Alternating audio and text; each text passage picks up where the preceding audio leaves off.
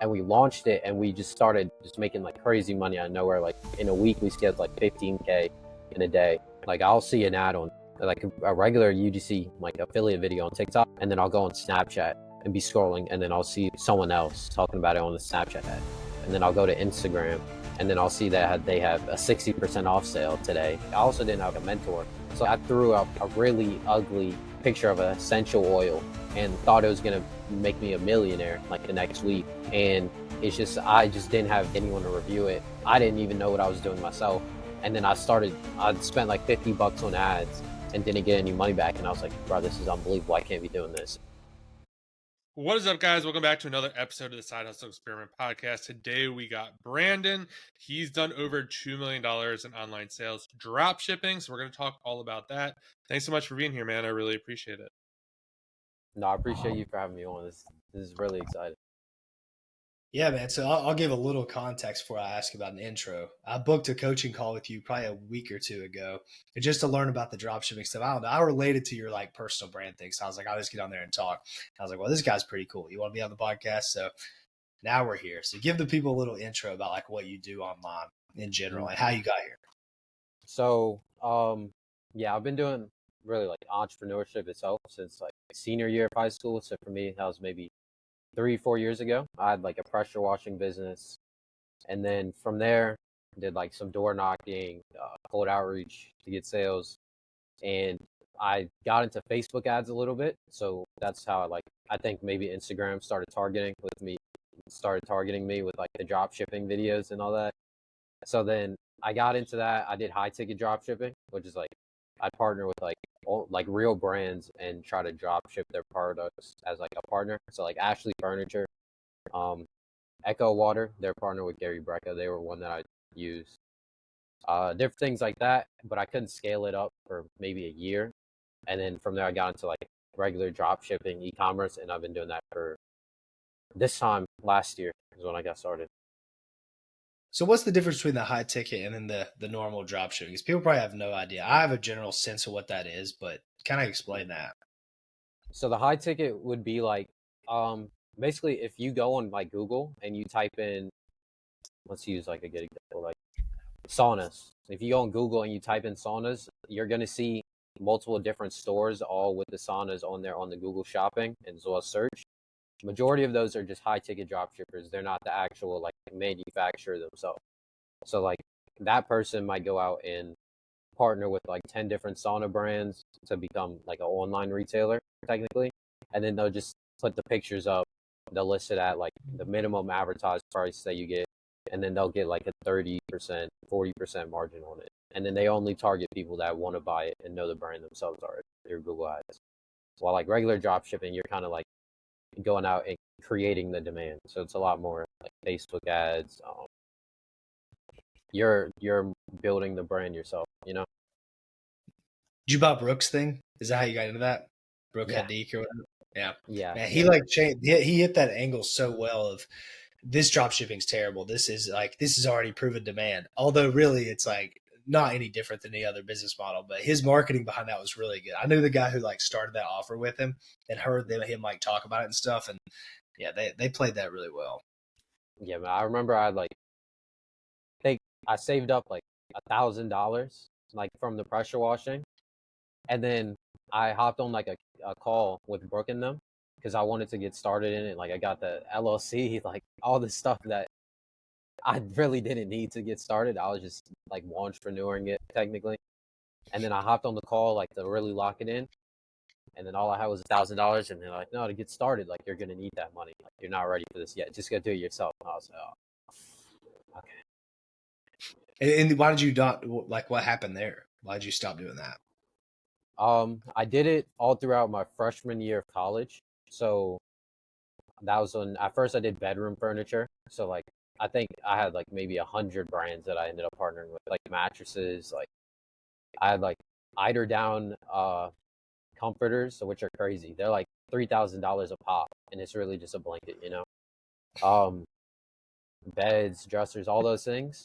I did that for like 6-7 months, and but every time that I would finally figure out how to get a sale, I would have to organize the shipping and the logistics of it myself. Because furniture is like a very older space, so like they're not into like the whole online thing fully yet. So I'd have to like I was speaking to different like logistics partners, like trying to figure out how to organize them to pick up from like this random furniture warehouse, and then that cost of shipping ended up being more than what I would make, like over and over again. It was so bad, and I just kept trying to make it work until eventually I did like biohacking niche. So like I started doing red light therapy, saunas, hydrogen water bottles. That was a lot more fun. And then the margin was better, but I just couldn't scale it, to be honest. Not as good as I could this other one. Yeah. Is it hard to set up like partnerships with brands? Surprisingly, no.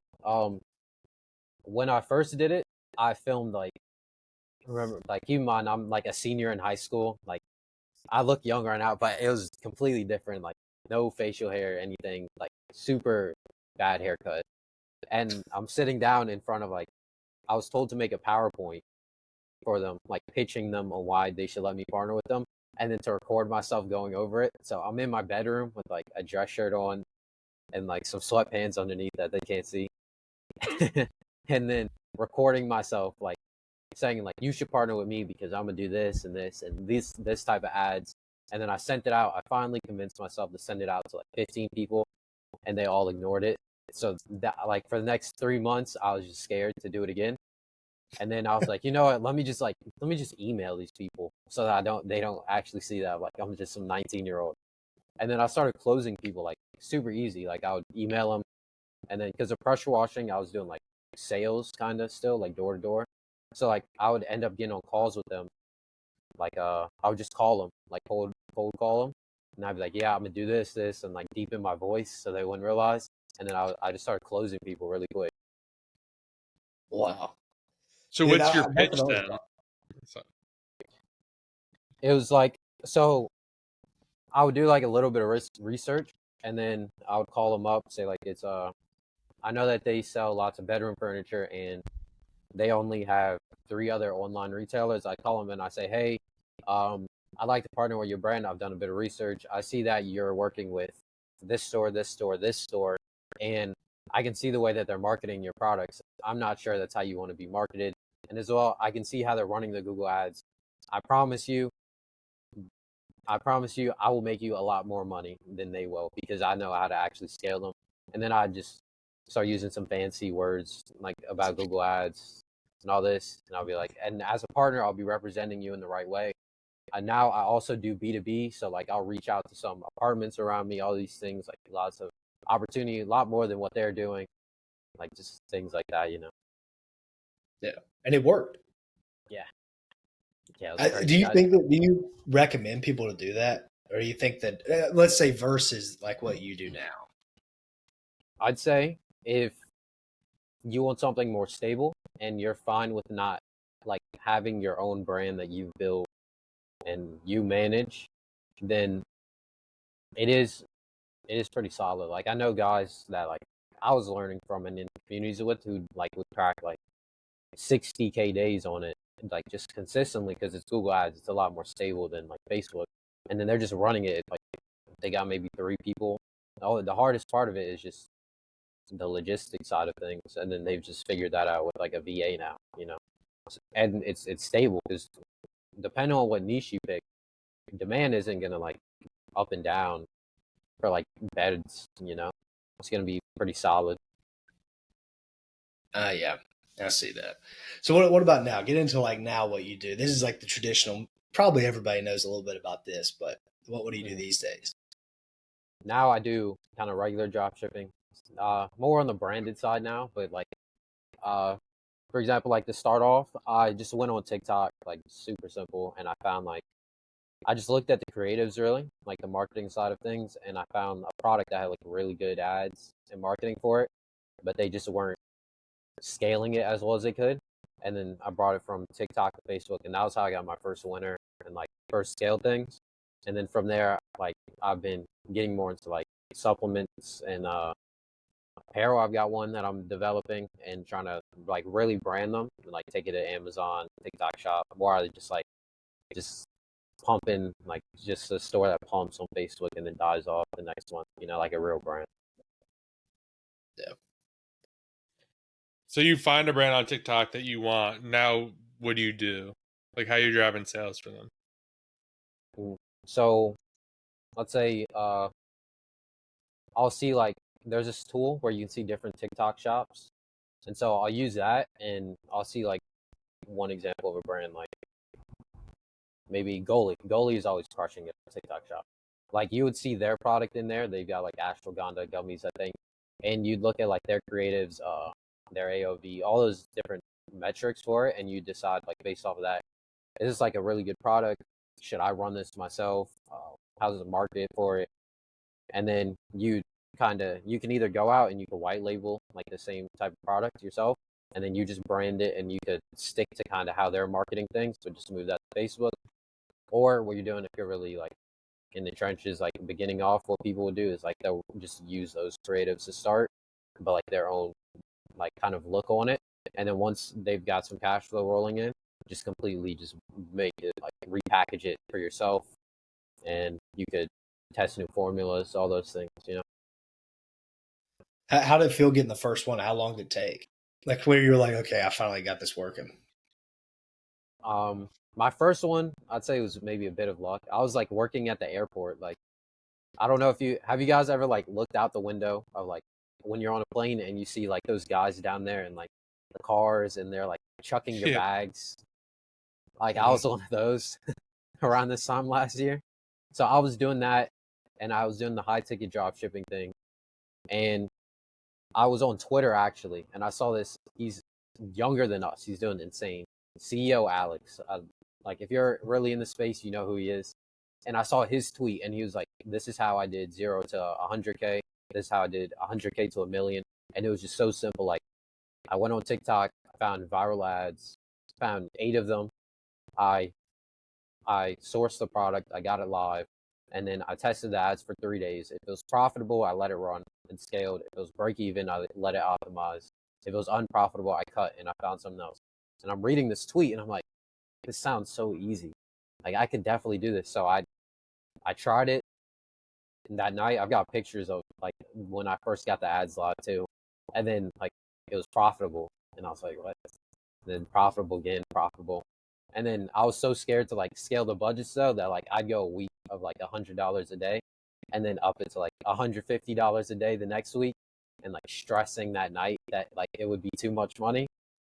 And then eventually like I kind of got out of that, and now we're like scaling, and that one did very good until like February, until I had like a payment hold thing with Shopify, and I lost it all just completely overnight. Oh, talk about that. Yeah. Yeah, it was so in Chinese New Year, there's like, if you know about Chinese New Year, like your suppliers, they stop working basically. They just go out and like just party, like enjoy time with family, all these things for I think maybe 3 weeks or so. And so it was coming up to Chinese New Year, and we started finally doing good, like doing maybe 6-7K a day.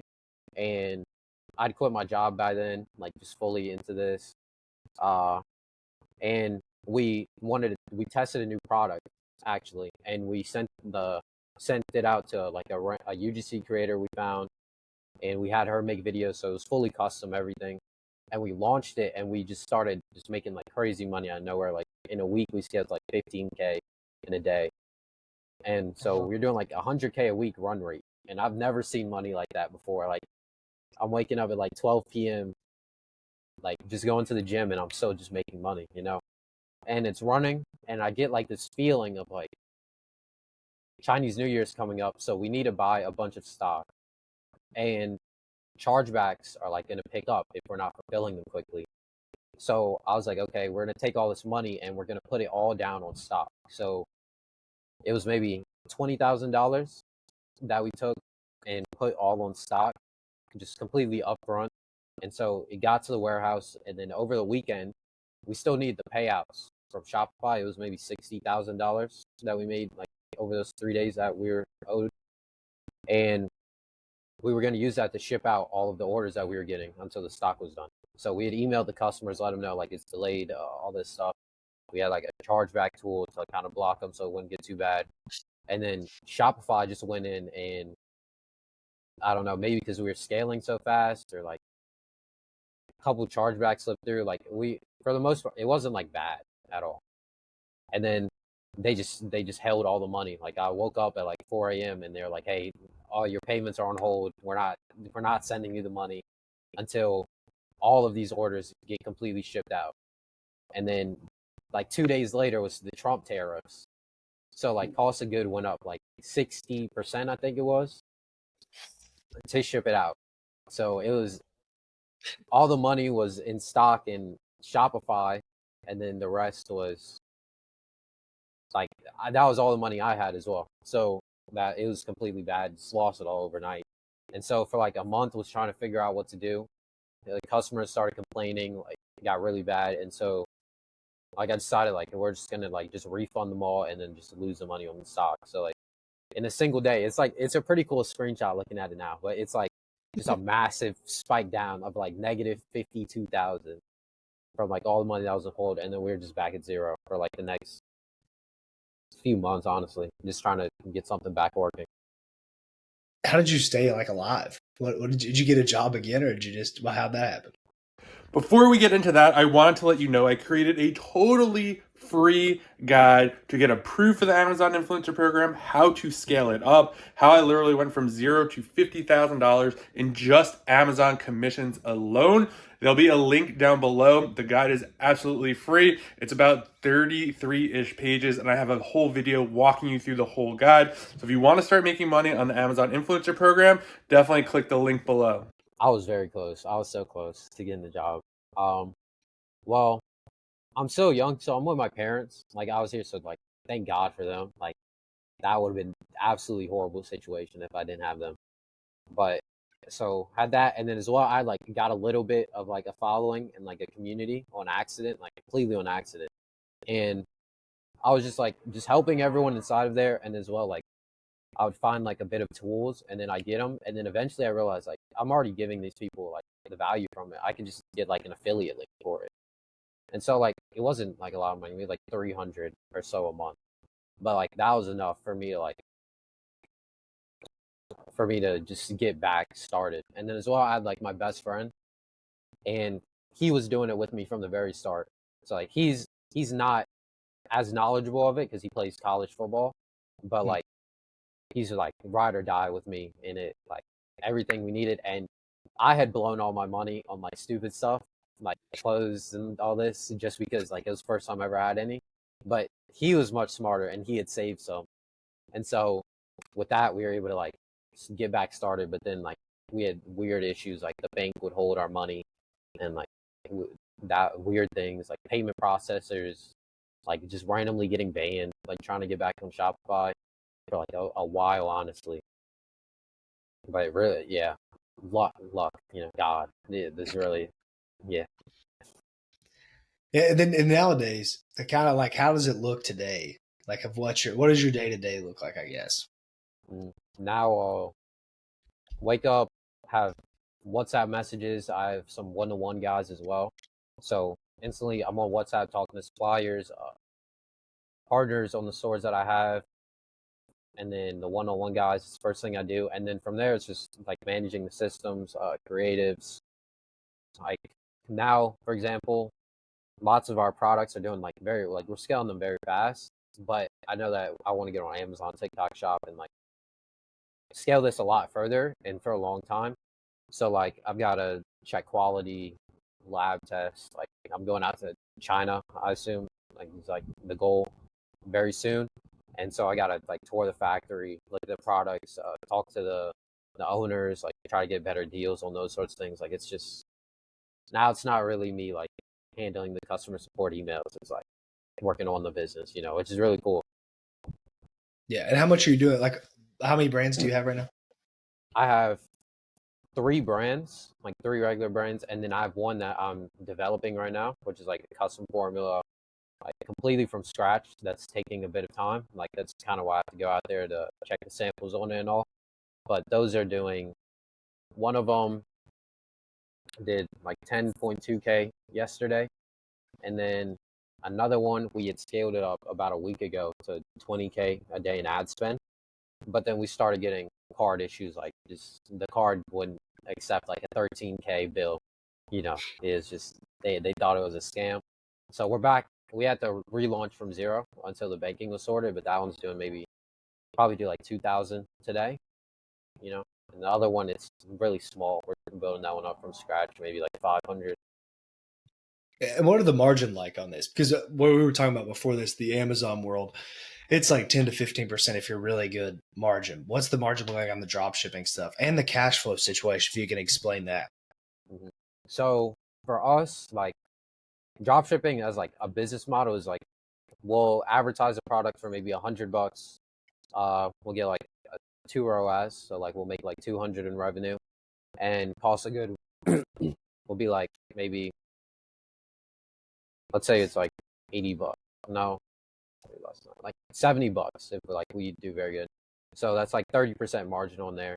But we just wait until we get the money from the customer paying for it to fulfill the cost of goods. So like we're just cash flowing it basically completely. So it's not like super upfront like Amazon. I know like you have to buy the stock upfront. If you're drop shipping it, you don't have to do that.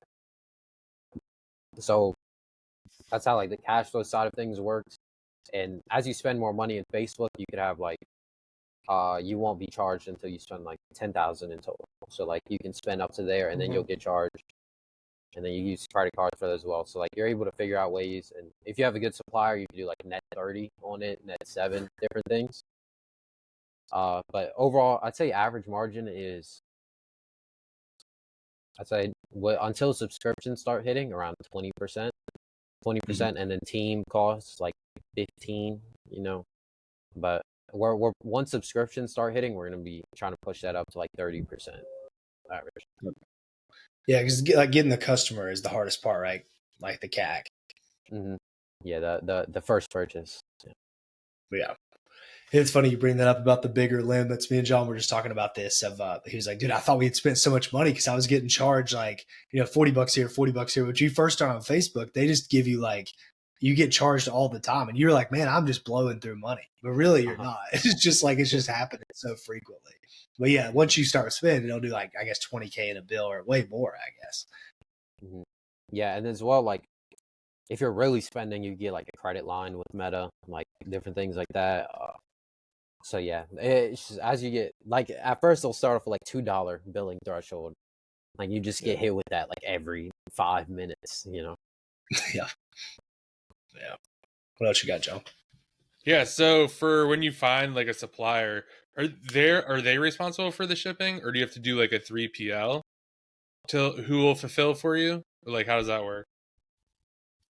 I'd say for us, we have like agents, like specific agents that I work with. So I've got like 3 to 4. I'll send out like every product I find like out to them, and then I'll just have them source it. And then what a few of them will do is like they'll pay for the stock up front, and then from there I'll just pay them like every time it needs to ship out.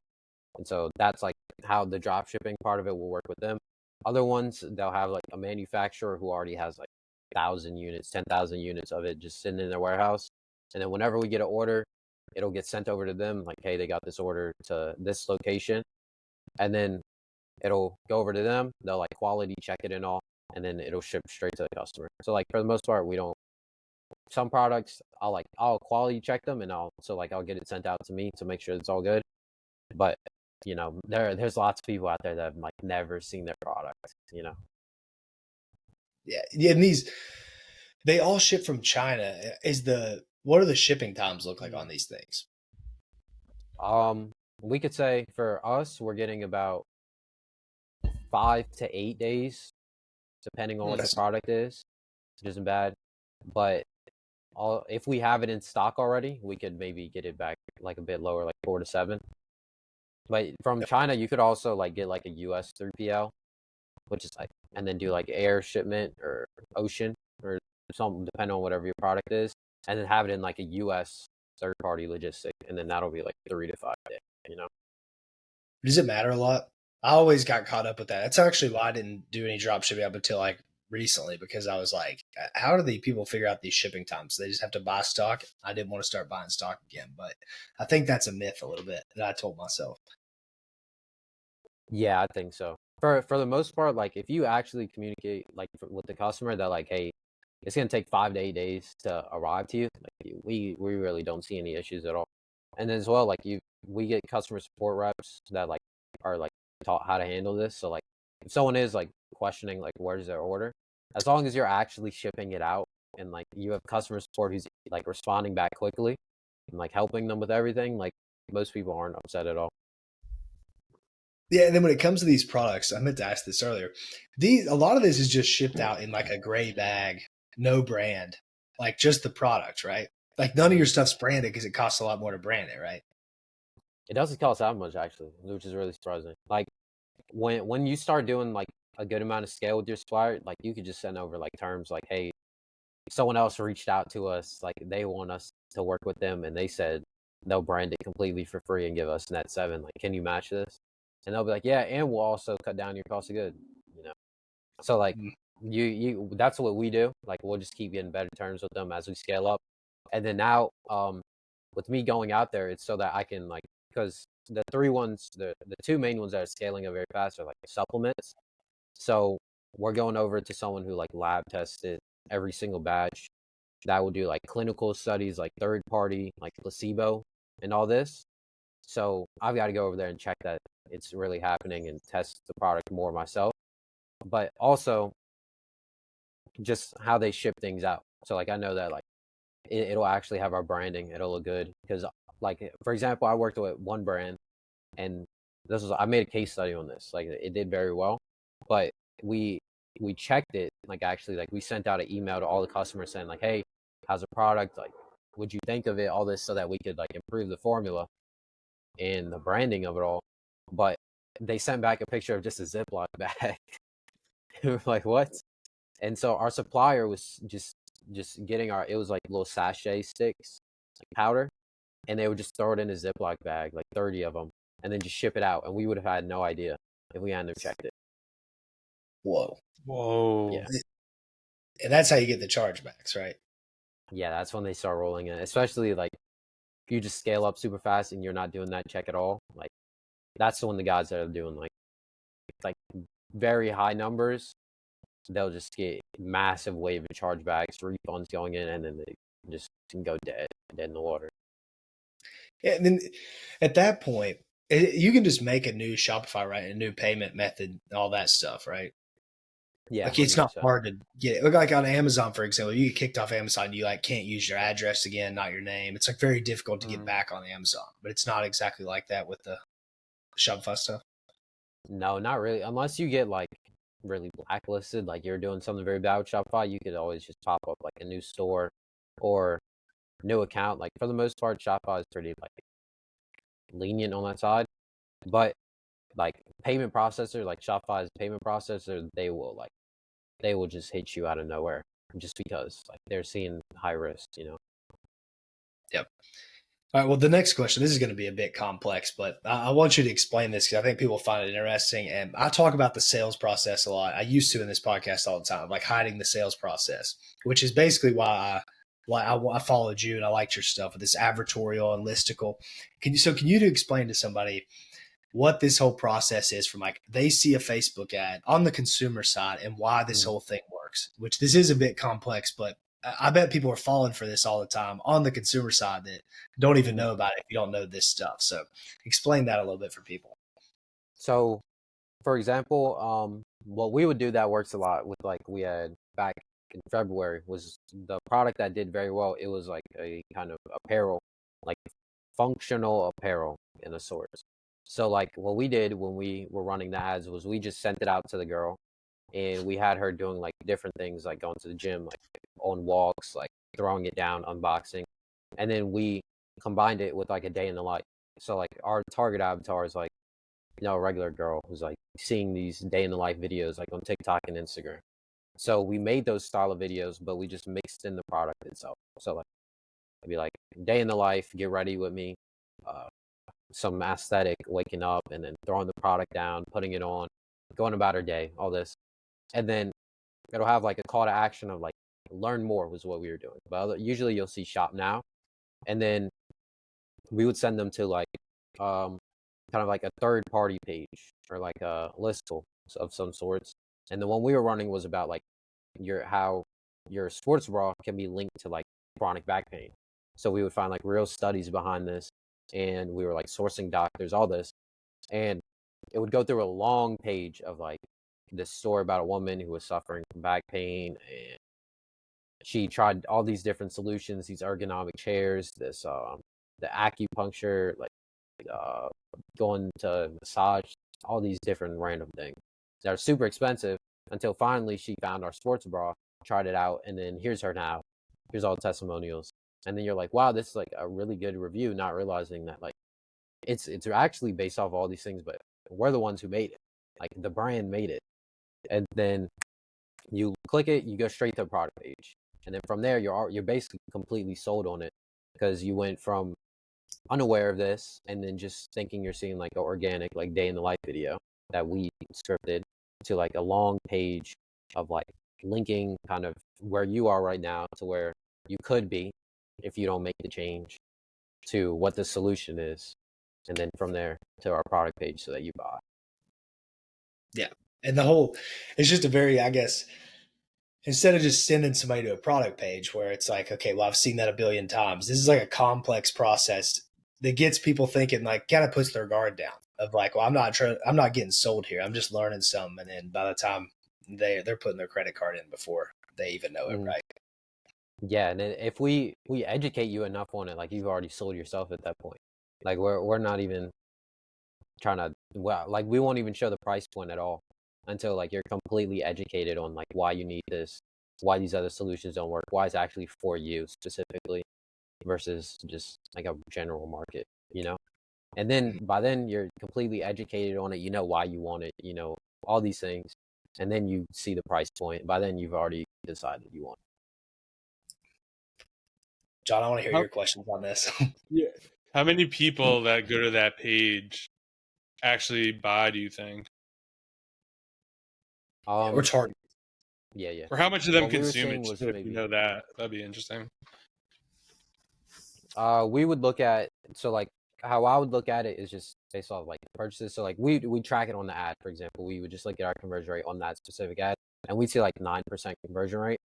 But then we'd like compare kind of people going to like a long style page like that versus people going straight to product page, and we'd see like someone coming straight from that long form page might convert at like 14%.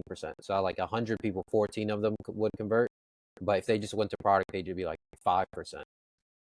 So like it was a massive change. Yeah. But the whole difference in profitability. And I guess the other thing is your CPC is less. So like it not only is the conversion rate higher, but the cost to get somebody to the advertorial is way less than it would be to just get to a product page. Because you can kind of make these, like we've talked about, you can make these like image ads that are kind of, I don't know, like news articles, but instead of just like, here's a product, it's 30% off or whatever. Like completely different forms of advertising. Exactly. Like if you scroll on Facebook, you're going to see them like everywhere for the most part. And like you'll see like a really vivid image of like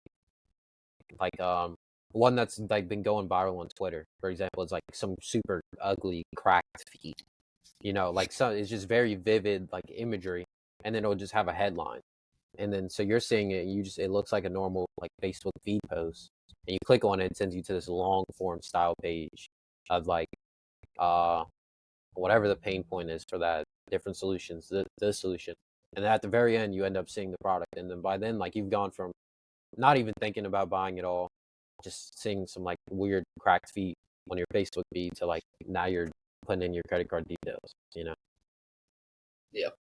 And eventually, I guess that's been around for a long time. But what I wonder is I wonder when people start catching on to that. Because right now, people probably have no clue, like the majority of the public. But eventually, people are going to catch on of like, I'm not even reading this article. I know it's going to sell me something. I find that kind of interesting because it's like, what's the next step in the process? Like TikTok Shop, for example.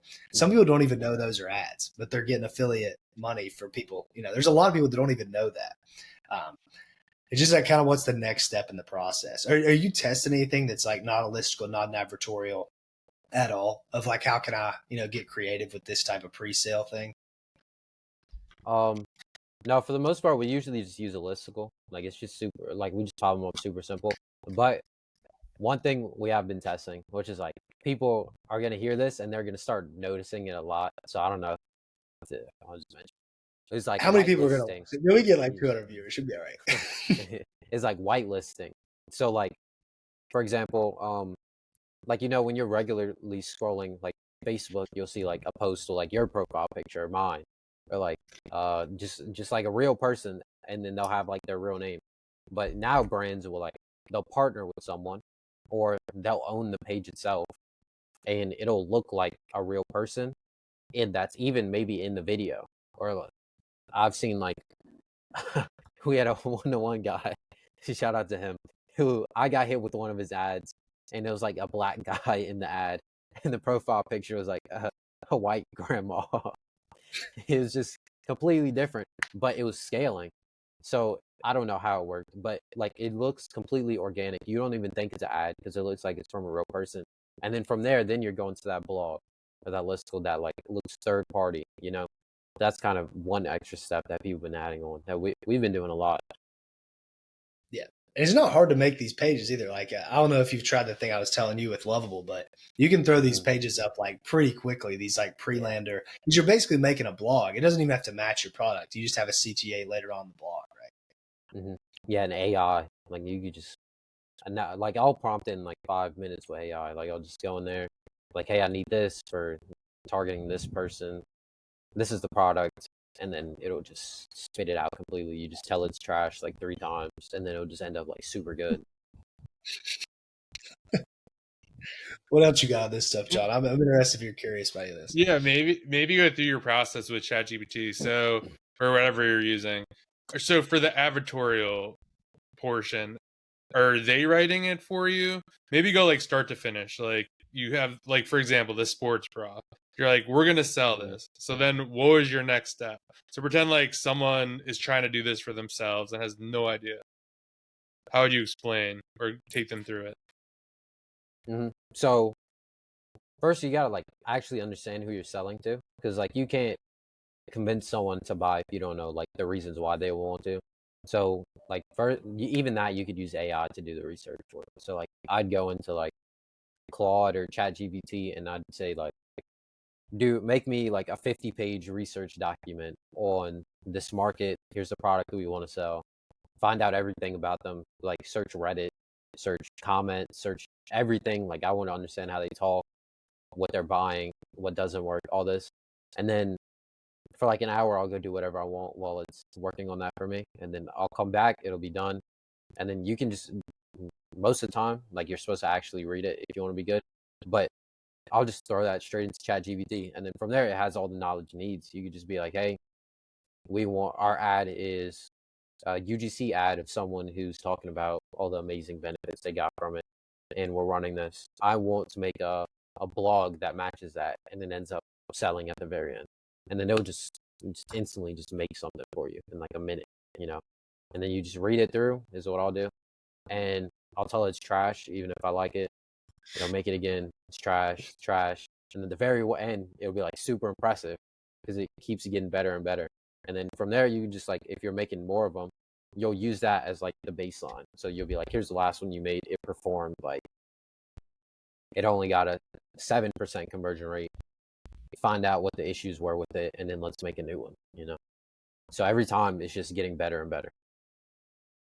What do you do about the AI just telling you you're great all the time with this stuff? This is like my biggest problem with it. Is like no matter what you say, it's always going to be like, yeah, that's a great idea. It's like, no, that's not the point. I'm trying to just figure out if this works or not. Do you run into that kind of thing? Yeah, all the time. Well, I'll have like in the very beginning, I'll just be like, you're like 10-figure operator. You're cold, like you're super ruthless. You don't like, you give me no compliments, all this stuff, just to keep from it doing that. Because otherwise, like every time I say something, it'll like just be like, yeah, that's a great idea, let's do it. Versus like when I say that, then sometimes it'll just straight up be like, no, because of this in the market research document, it's saying something completely different. So unless you have something that is pointing you in a different direction, or you're testing something new, then you're going to want to do this, and then we'll stick to that. So that's why like we'll have like lots of documents for the brand, and before we even do anything, we'll have those documents inside of like Claude or ChatGPT, so that everything that it's doing isn't coming from like a guessing game. It's all from like actual research. Like we'll get like post-purchase surveys, like reviews, we'll check comments, all these things. So like it's only coming from what we know is actually like in the market and actually working for us. Yeah, that's interesting. I gotta start doing that because I'm always like, "Is this a good idea?" And it's like, "Yeah." It's like clearly it's not. Like I'm not every idea I have is good right now. Mhm. But, Yeah, Would you just gotta. I would prompt it to just be mean. yeah. what's your UGC process like? Like, how do you find someone? Like, what are you trying to pay them? How does that work? Well, what we'll do is we'll do like product seeding. So this is like we'll have our product and then we'll just send it out to like a large group of people. You know, there's like different ways to do that. Like TikTok Shop is really just product seeding. You know, Okay. I just at scale, like because UGC, like those affiliate people will like reach out to the brand and say like, hey, can you send me your product for free, and I'll make videos with it, and then if they make sales, I'll get a cut of it. So like they're just getting tons of videos like completely for like only their cost of good, like only what it costs to ship it out, and these people are just making unlimited videos for them. And then if they're actually doing good, then they'll get paid. So like we'll find different ways to do that. Um, we'll do like cold outreach to them if they're like specific. You can do like the comfort is what comfort does at like insane scale and NeuroGo while they're doing like so crazy. I think they're gonna do like 500 million this year in like their second year or something. And they just do like they just push super aggressive through these TikTok shop creators, and then they'll onboard them all into a community on the back end that no one sees. So like if creator one makes a video that makes like $10,000 in sales in like 2 days, they'll have creator two make the exact same video but targeting a different person or like said in a little bit of a different way. Or they'll have that same creator react to the video, like in the comments in it, like answering all the questions. And that's where they actually make all their money, is like addressing the questions. But they can't do that if they didn't have the community so that they could like organize everyone. So like to us, it just looks like these people are just reviewing the product and it's going viral. But no, it's like a massive like mafia of creators. I did So not know. basically, someone is making the video, and like the people in the Discord are like commenting specific things, and then they're answering those comments. That's what certain brands would do. But like for comfort, like insane. a video will go like viral, like it'll go super viral. Let's say like 1 million views, and so like even just normal people are commenting. Like I comment on it, and I'm like, "What size are you wearing?" And then he'll react to the video saying like, "I'm 6'1", I'm wearing extra large, and here's how it fits on me. If you're this height, you should get this size." And that one will get like 7,000 views. You know, like very little less, but it'll convert way higher because it's addressing all the things from those people who saw the last video. And then they'll just keep doing that to all the comments. And then they'll even have other people make the exact same type of video. Like they're other creators, and they have thousands of them all in this community. And so they'll like just send it in there, and then it's just like it just floods the market all with this exact same style of video. And they're doing it every day because you know. And then they'll move that to Facebook. They'll run it as Facebook ads. That's why they're doing such insane numbers. Yeah, they take the best performing organic stuff, I guess, and then just throw up ad spin on it and just push ad spin. Yeah, it's insane. Do you feel like in the future you want to do something more like that, or do you like the whole breaking news, whitelisting type stuff?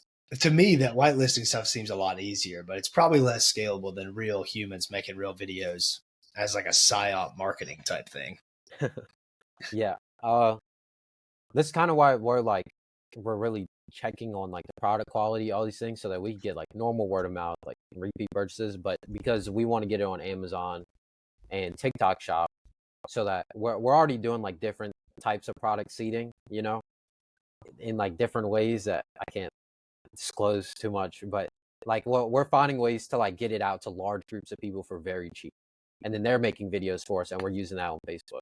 But we're trying to get on TikTok Shop, so like even someone that sees it on TikTok, they might get retargeted on Facebook, and that's where they buy. So like it's all like a massive, giant funnel that Comfort's running. Like I'll see an ad on TikTok, like a regular UGC like affiliate video on TikTok, and then I'll go on Snapchat and be scrolling, and then I'll see like someone else talking about it on the Snapchat ad, and then I'll go to Instagram and then I'll see that they have a 60% off sale today. Like, what's the love?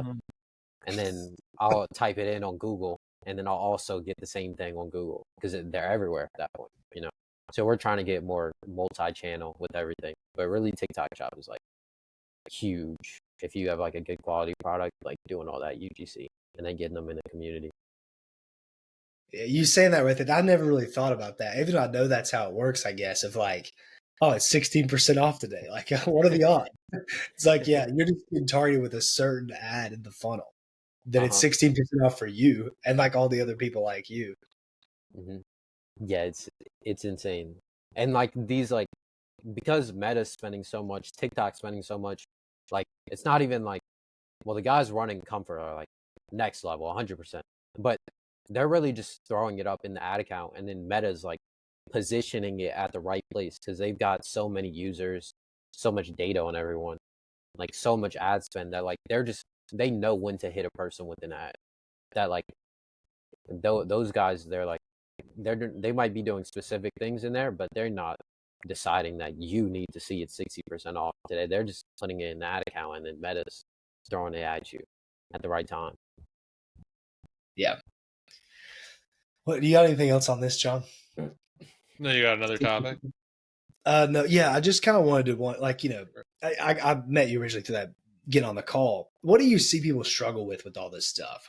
Like, what's the biggest, or me, you know, use me as an example. You just told me I was overthinking it, I guess, but what do you think the normal person, or maybe it's mine, just like what they struggle with this stuff, or where are they going wrong?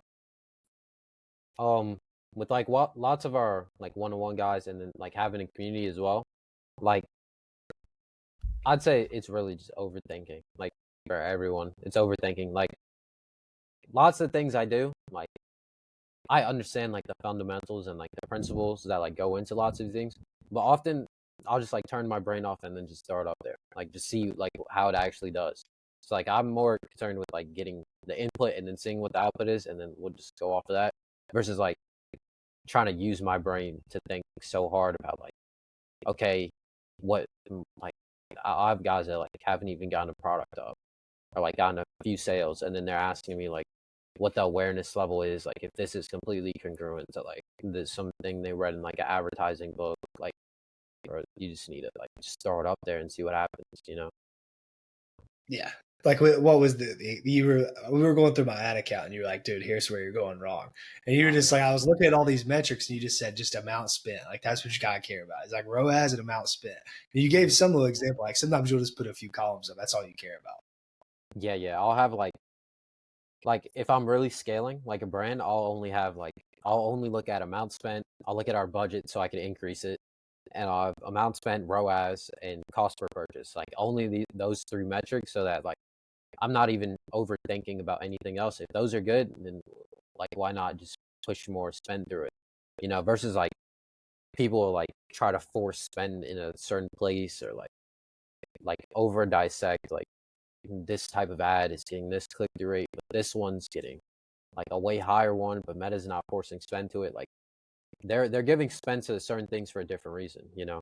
So like for me, I'm just gonna look at the amount spent, and then if it's spending, then it's working.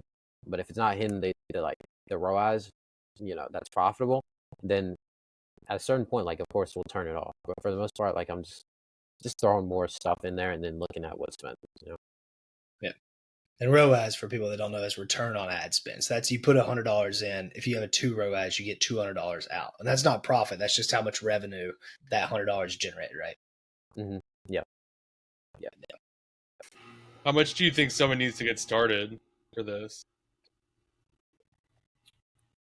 I'd say if you have like no prior experience in any of these things at all, and it really depends. If you're doing it completely by yourself, like you're going on YouTube trying to watch like videos on how to do it, like you're gonna be from scratch. I'd say maybe a couple thousand, you know.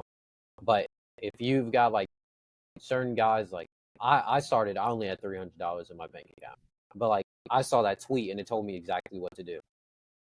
Like exactly, just very simple, like 8 videos. Just find ones that are viral, you're want this type of product. Like I was basically like mentored by him in like some sort of like through a tweet, you know. So like I knew exactly what to do. I had like prior marketing experience, so like I knew like these type of videos are viral for a reason. And so I just threw it up there, and then it started cash flowing. So like I started with really 300 at a job, making like 500 every like week or so. So like that money was what I had. But if you're testing lots of products and you don't really, even you're not learning on it, you could blow through all your money, of course. Yeah. How much you recommend to start per day with like ad spend? 100 per day is what I'd say. Like we'll have guys in there that do like $50 a day, you know, throw it up, and then we're that by then we have to like look really like strongly into it. But $100 per day is like always the baseline. Within like 2-3 days, you can understand if you want to keep something up or not, you know. Yeah. And I guess maybe this is too deep in the weeds, but you know, let's say you've went 3 days, like the situation that I was in, you know, I've got like 0.4 return on ad spend. It's like, when do you decide, okay, do I try to make this thing work, or is it just like time to cut it and go? Because I'm sure a lot of people run into that too, of like, well, this isn't a dead loser of zero, but it's not a winner either. So where do I fix this? Um, how I go about it is I'll look at like the entire funnel. So like in the like just like broad view, the funnel is really just creative, landing page, checkout. So like there's different things in between each part of it. So like on the creative side of things, like you're gonna look at like those like kind of soft metrics is what they're called. So like you're gonna look at like your click-through rate, like your cost per click, your CPM.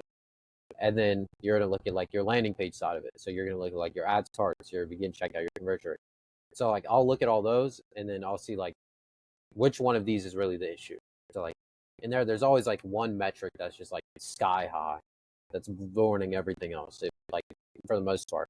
And if that's the issue, and like I feel like I know I can fix it like quickly without blowing through a whole lot of money, then I have no problem giving it an extra day or two after I make the changes.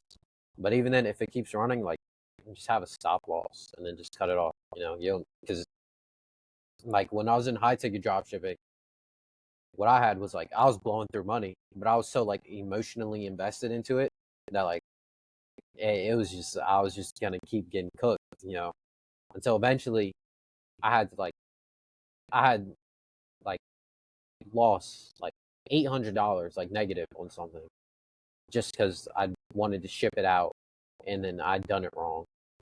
And then I had to like I literally had to like start door dashing, and like I was picking up trash at a strip mall just to get some money back. And then I realized like, bro, this isn't working, you know, like I have to be like very like legit, like cold with this, you know. So like a stop loss is always needed. Otherwise you're gonna end up in situations like that. Yeah, too emotionally invested. And what does that kind of look like? If someone maybe any kind of business thing, do you see that? What's like, okay, man, you're being too emotional over what's happening here? I'd say at the point where like you're the data is telling you something different than you're telling yourself, you know. It's probably like a great way to say it. Because like like what I was seeing was I've been doing this high ticket for like since March of last year. It's February now. It's been a year. Like, okay, like I had the beginner's curve. Like, okay, I just need to learn everything. But now I actually know what I'm doing. I'm in communities like a decent bit. And this just isn't working. Like, I'm still losing money every single month. I get a bit of momentum, but it's just, even then, it's still not very profitable. Like, what do the numbers say? And the numbers are showing me like this isn't working, and it probably won't in the future. So like at that point, I was like, okay, I've got to cut this and like pivot, you know? Yeah. I guess look at yourself like a company. Like you're not going to invest in somebody who just keeps losing, even if they've been there for 3 years. It's like, it doesn't really matter. You're just like, you got to move on. Yeah, that's a great way to say it. Yeah. I guess balancing that with like shiny object syndrome is also, you know, kind of a thing. Yeah. Yeah, that one. What are good? Yeah, that's one I'm still trying to figure out, you know, to be honest, because like as you start getting like more into like especially marketing, you know, because like you know this, like as you get better at marketing, you start realizing like I can market anything really. Like so I can do info, I can do e-com, I can do service based. Like I just got to throw some ads up and I understand what's going to make them work, you know? So like at that point, like I'm just looking at, okay, like what's going to be the greatest return on my time and like what do I enjoy doing the most, you know, is how I've been trying to look at it lately. Yeah. What were you going to say, John? What are some mistakes you think beginners make when they first start doing this? They'll look at like what was working in like 2018 and then do it now. So like you got to kind of like, I would dive deeper into things versus like the communities, because often like there's tons of people in the e-com space that are like making like valuable, like super valuable like videos, like tweets, like communities, and just showing you like what they're actively doing. But of course, there's also that section that's maybe a bit more popular that's showing you what they did back in 2018 that was working, and they haven't done it since then. But now they're making like their money and getting all the views off of that, and they're just very good at the content and the personal brand side of things now. And that's where like I see people throwing up like it's like a general drop shipping store. So like you'll have a store and like you'll call it like Pet Eva, you know, some like branded pet store, and then you'll have like 50 different pet products. They're all that you found on AliExpress because you saw this guy tell you that you need to find something super unique and one-to-one and will look great in a video, and then you'll just put it on Facebook with like just a blank picture and expect it to make money when like that's just not you wouldn't buy from a blank picture nowadays, you know. It's like you're just expecting it to work when like you should be jumping in like communities, like finding people that are actively doing this every single day, and then just like on the side they're showing what's working versus someone that's like full time just showing what they did like way years back, you know. That's a big thing. And then as well, expecting to like make money on the jump, I'd say is like it happens, of course, but like even for me, like when I threw up a product, like I just didn't have the skills, or like I also didn't have like a mentor. So like I threw up like a really ugly like picture of an essential oil and like thought it was gonna make me a millionaire like the next week. And it's just I just didn't have like anyone to review it. I didn't even know what I was doing myself. And then I'd spent like $50 on ads and didn't get any money back. And I was like, bro, this is unbelievable. I can't be doing this. And then turned it off and just completely quit. And that's when I got into high ticket dropshipping. It's like that as well. Like you have to like you're buying data for the most part is how you have to kind of look at it versus like you're like spending money to make money. In the beginning, you're really just buying data to see if it works. So you got to be like more cold about it. If you could just take 2 seconds and subscribe to this YouTube channel, we would greatly appreciate it. We're trying to get to 5K subscribers by the end of the year, and the more subscribers we have, the better guests we can get for you. So you literally just take 2 seconds right now, hit subscribe. It will also let you know when new episodes go live and everything we're up to. Thank you so much. Technical break there, but I was going to ask you too. You were talking about what's the right person to watch online or whatever. Who do you like to watch? Who do you watch in the whole marketing e-com space that you've got the most value from? I like Mark runs ads or Mark build brands a lot. Like you two are kind of the ones I watch with my e-com stuff. I was like, I'm just watching those guys. There's an Anthony guy I watched a little bit, but who do you recommend people watch besides yourself, obviously? No, thank you for that. I actually don't watch myself at all. That's why like I'll have a video up and I'll have like lags like completely in it. And it's because like I won't watch it back or like edit it at all. I'll just post like just completely burnt. But Mark, he's like insane. I'll watch him. There's this community of guys like Evolve, like Spencer Powell. I probably ruined his last name. Sean Ang, Carlo's super good. And so I'll really just cycle in between them and then like older videos on like marketing itself, you know, because like the fundamentals still apply. It's like that, and then I'll just test things. To be honest, like if I get an idea, I'm just gonna test it versus like watch a video on it. Yeah. What about the older videos? Like what kind of stuff? There's like an old Eugene Schwartz interview in like a college lecture, I think. That one I'll probably watch like 3-4 times. And probably not enough. That one's so good. Like that, I'll watch that. Alex Hormozy as well. I forgot about Hormozy. I'll go through his course like once a month maybe as much as possible in the books. Because every single time, like I start seeing things a bit different and like understanding them a lot better. It's like I just keep going into the Hormozy things. Like I'd say he's probably the best in the space right now. To So be you honest. mean like his, when you say his course, like $100 million offers or what? Yeah, he's got those like the books, and then he's got like free courses as well, like just on the website, like $100 million offers, $100 million leads, like just going over like the books, but like in video form and like just super organized and like explaining them with like stories and examples, like really good. It's like I'll go through those all the time. Just take notes. I didn't even know that existed. I'm going to do that right after that. I didn't even know that. Did you Yeah, know that, so John? good. Have you watched those? Yeah.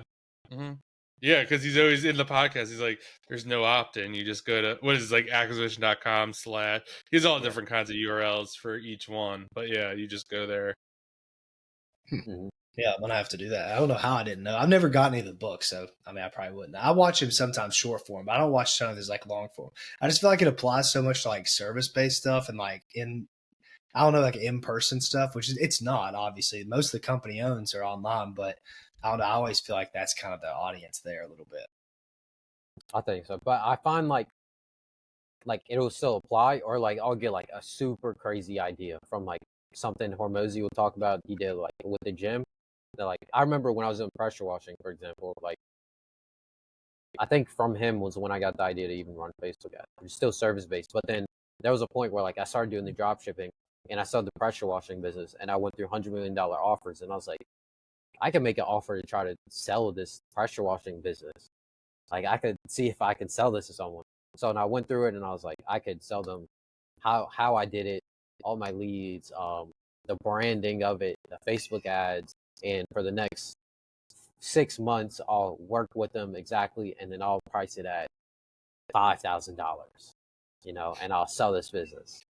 And like so like that right there, I never would have got that idea if I hadn't like tapped into Hormozy. So like I'll like keep going back in, because like even if it's service, like there's still something I can do over here. The money models I know has like a ton of things on like subscriptions, like LTV.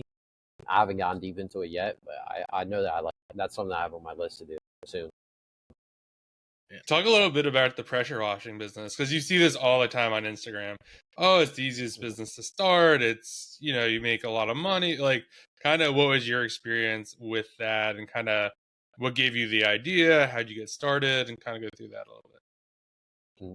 So my dad has like a couple properties. So like I would go out like with them, maybe like a couple friends, and we'd like gut the house, or like random things like around the house just to get a couple like a little bit of money. So like he taught me that like there's always some bit of work that you do like to make money. Like there's always something.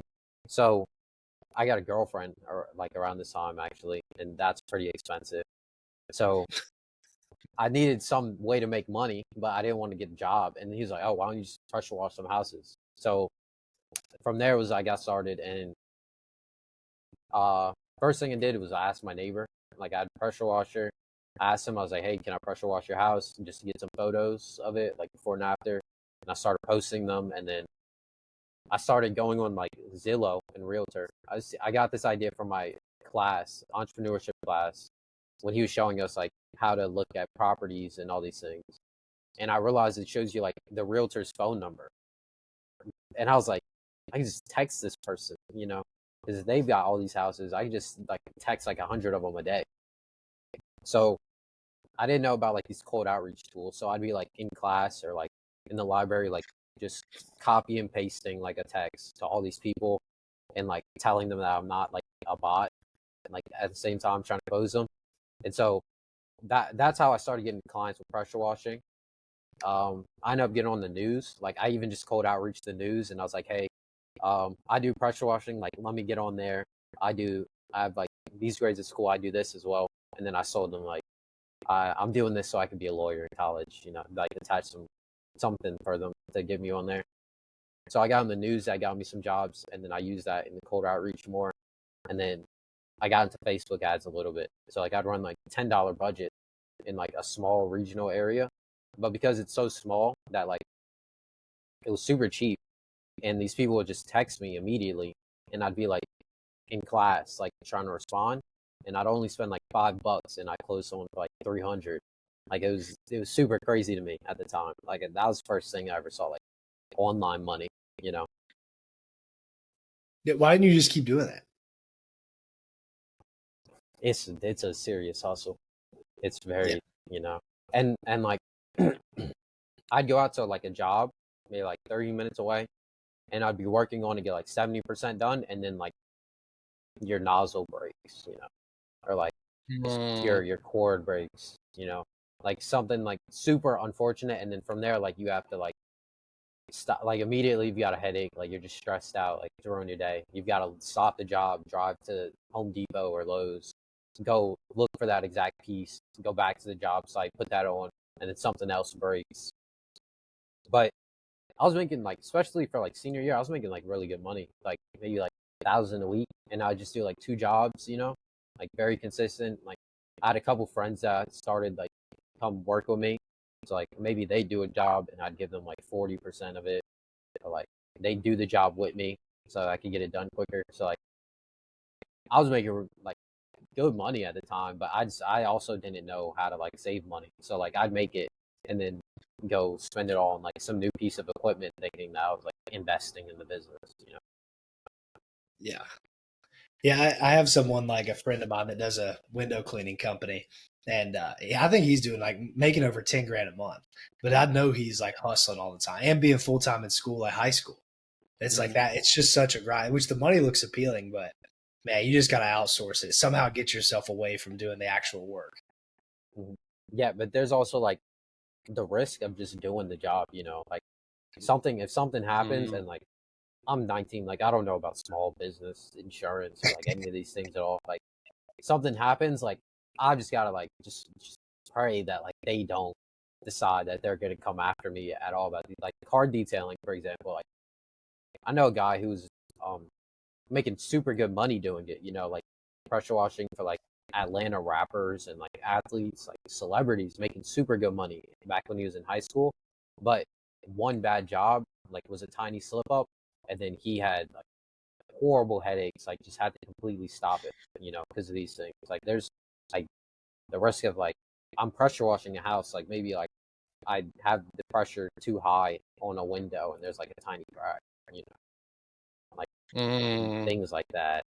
Like that was always like a little bit of a worry. Yeah, one bad review is like worth way worse than a bunch of good reviews. Yeah. Yeah, right now I'm running this. You might find this funny.